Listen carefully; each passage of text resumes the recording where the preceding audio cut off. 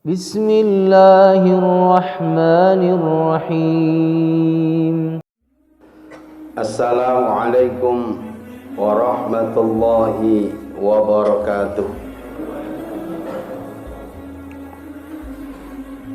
Alhamdulillah haqqa hamdi wasyukru lahu ala taufiqihi wa amtinani.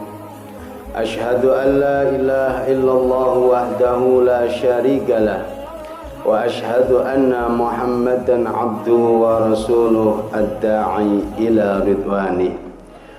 Allahumma salli wa sallim ala nabiyyina Muhammad wa ala alihi wa ashabihi, amma ba'd.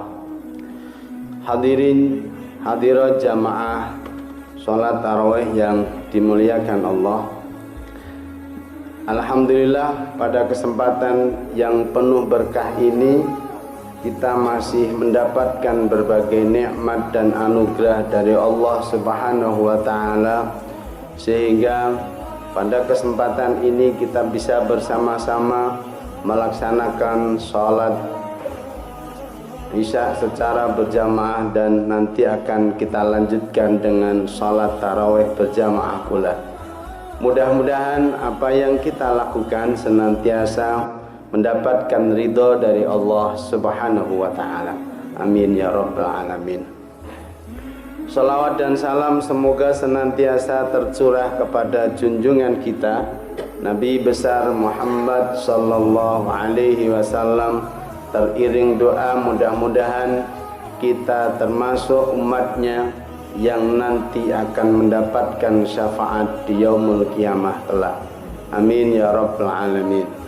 Hadirin hadirat rahimakumullah, pada kesempatan yang berbahagia ini kami mendapatkan sebuah tema tentang kisah teladan para sahabat, yaitu dari sahabat Abdurrahman bin Auf.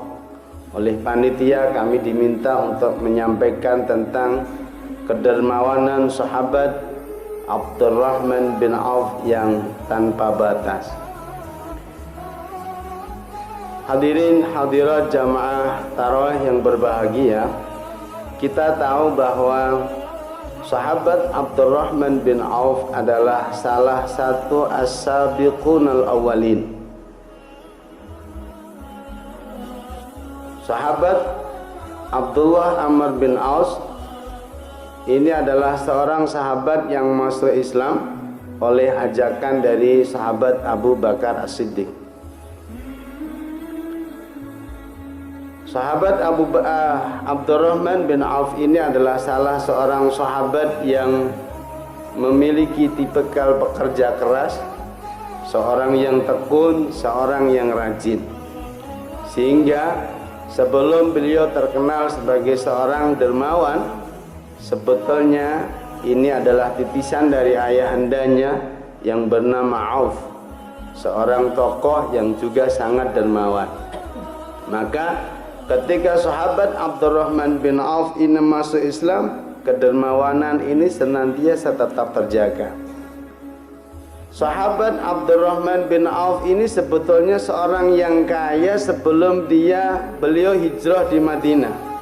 Maka sahabat Abdurrahman ini senantiasa diancam oleh orang-orang Quraisy agar tidak keluar dari negara di Makkah karena memang kaya. Sehingga ketika hatinya memiliki kebulatan tekad untuk mengikuti jejak Nabiullah Muhammad sallallahu alaihi wasallam, hijrah, Abdurrahman bin Auf dibolehkan hijrah, tapi dengan catatan semua harta kekayaannya harus ditinggal. Luar biasa. Dia bekerja membanting tulang, ketika kaya tapi justru disuruh meninggalkan, bukan untuk siapa-siapa tetapi untuk musuhnya. Apa yang dilakukan oleh sahabat Abdurrahman bin Auf? Tidak apa-apa, harta bisa dicari. Saya lebih membela tentang agama saya tetap akan mengikuti ajaran Muhammad dan ikut hijrah di Madinah. Betul saja, kemudian sahabat Abdurrahman bin Auf ini melakukan hijrah bersama sahabat-sahabat yang lain. Hadirin hadirat jamaah tarawih yang berbahagia, ketika di Madinah kemudian oleh Rasulullah Sallallahu Alaihi Wasallam antara kaum Ansar dan kaum Muhajirin ini dipersatukan dalam lingkaran ukhuwah. Nah, Abdurrahman bin Auf ini kemudian dipersaudarakan, digatokke nek orang Jawa bilang, disedulurke dengan sahabat yang namanya Rabi, Sa'ad bin Rabi.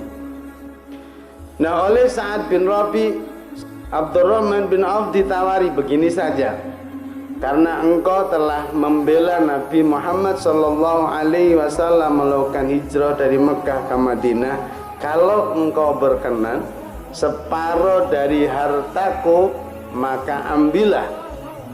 Kemudian salah satu istriku akan aku ceraikan dan ambillah sebagai pendamping hidupmu. Apa kata sahabat Abdurrahman bin Auf? Terima kasih, mudah-mudahan engkau memberkahi, mudah-mudahan engkau mendapatkan berkah dari Allah Subhanahu wa taala. Ternyata tawaran sebegitu enaknya ditolak dengan halus.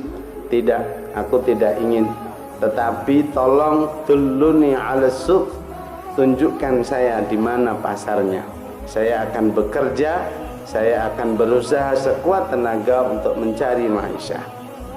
Betul, akhirnya kemudian sahabat Abdurrahman bin Auf bekerja di pasar, menjual samin, menjual mentega, menjual susu. Lama kelamaan hartanya dikumpulkan, kemudian menjadi seorang yang kaya raya dan akhirnya menjadi seorang yang sangat dermawan. Maka sahabat bin Abdurrahman bin Auf ini adalah sahabat yang terkenal paling kaya, dermawan, tapi juga tekun beribadah. Saking kayanya, sahabat Abdurrahman bin Auf itu sering menangis karena saking kayanya. Kalau kita biasanya nangis krono saking randuwe ini, tetapi Abdurrahman bin Auf niku nangis krono saking sugih, wedi mangkih pripun anggenipun mempertanggungjawabkan hartanya di hadapan Allah Subhanahu wa taala. Karena Nabi pernah suatu saat berpesan bahwa orang yang kaya maka dia akan lebih lama ketika dia harus masuk surga, karena akan menghitung dulu harta yang dimilikinya. Karena sebagai bentuk pertanggungjawabannya, hartanya dihisab. Nah, Abdurrahman bin Auf khawatir seperti ini. Jangan-jangan saya termasuk orang yang masuk surga belakangan. Maka berulang kali dia menangis, piye carane dadi wong miskin, piye carane dadi wong randuwe. Selalu berusaha untuk menjadi orang yang miskin. Kebalikan awake dhewe, kepingin piye carane dadi wong sugih, mbuh piye carane halal apa haram, pokoke dilakoni sing penting sugih.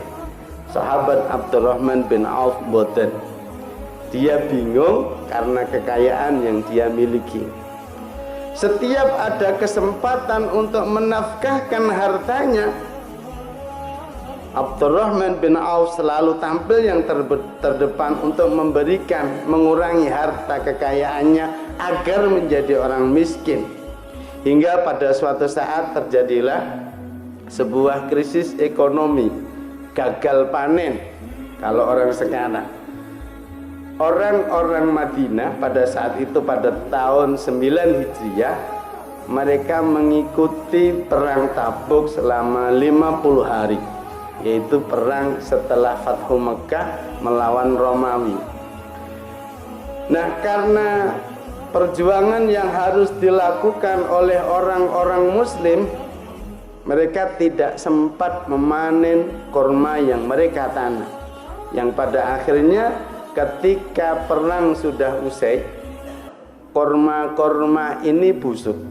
Mereka tidak lagi punya cadangan makan yang bisa digunakan untuk menafkahi keluarga. Oleh sahabat Abdurrahman bin Auf kemudian memberikan sebuah pengumuman, wahai penduduk Madinah yang memiliki kebun kurma, siapapun kalian yang memiliki kurma apapun wujudnya, meskipun itu dalam keadaan busuk, kurma itu akan aku beli sama persis ketika kurma itu dalam keadaan segar. Orang-orang Madinah punya angin segar, punya harapan hidup yang baru, nggak jadi pailit karena ada seorang yang dermawan mau berbaik hati membeli kurmanya yang dalam keadaan busuk. Semua persediaan kurma yang busuk diambil oleh Abdurrahman bin Auf. Abdurrahman bin Auf bahagia. Keng nopo hartanya habis nggo tuku kurma bosok. Nah, lego. Kelegaan hatinya kemudian bersyukur kepada Allah Subhanahu wa taala. Ketika hatinya sudah lega, hartanya berkurang, satu hari berikutnya datang utusan zaman yang mencari dagangannya adalah kurma busuk. Kenapa yang dicari adalah kurma busuk? Karena di Yaman sedang dilanda penyakit wabah menular dan menurut ilmuwan obatnya adalah kurma busuk. Dan itu hanya dimiliki oleh Abdurrahman bin Auf. Oleh Raja Yaman, berapapun harganya kurma itu beli, ambil semuanya, karena itu adalah demi kepentingan rakyat Yaman. Akhirnya apa? Kurma tadi oleh Raja Yaman dibeli 10 kali lipat daripada yang dibeli oleh Abdurrahman bin Auf. Yang awalnya kepingin melarat, biqadarillah justru semakin kaya dan semakin berkembang. Inilah yang disebut dengan infak, inilah yang disebut dengan zakat. Semakin kita keluarkan, justru semakin berkembang dan semakin makmur. Maka benar kalau kemudian Rasulullah Sallallahu Alaihi Wasallam menyebut di dalam sebuah hadis Muslim yang diriwayatkan oleh Imam Muslim, "Man naqasa malun min shadaqatin." Tidak akan pernah berkurang harta yang digunakan untuk berinfak ataupun bersedekah. Hadirin jamaah tarawih rahimakumullah.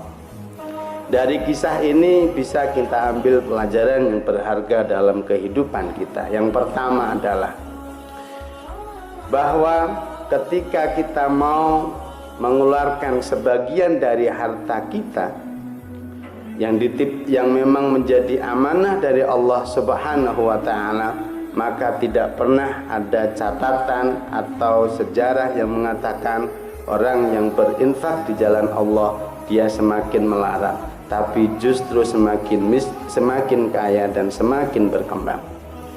Yang kedua, ketika kita mau belajar kepada Abdurrahman bin Auf, meskipun beliau adalah orang yang kaya, tetapi tetap saja bekerja keras. Meskipun dia termasuk as-sabiqunal awwaluna yang dijamin surga, tetapi tetap tidak mengendorkan semangatnya untuk beribadah kepada Allah Subhanahu wa taala. Nah, mestinya bagi kita yang bukan siapa-siapa, yang tidak pernah mendapatkan jaminan dari Nabi bahwa kita akan masuk surga, maka harta yang kita infakkan mestinya jauh lebih banyak. Semangat dalam bekerja dan beribadah semestinya lebih baik daripada yang dilakukan oleh Abdurrahman bin Auf. Mudah-mudahan kita senantiasa bisa mencontoh apa yang telah dilakukan oleh para sahabat Nabi. Demikian dan sekian yang saya sampaikan, mudah-mudahan ada manfaatnya. Kurang dan lebihnya mohon maaf. Wassalamualaikum warahmatullahi wabarakatuh.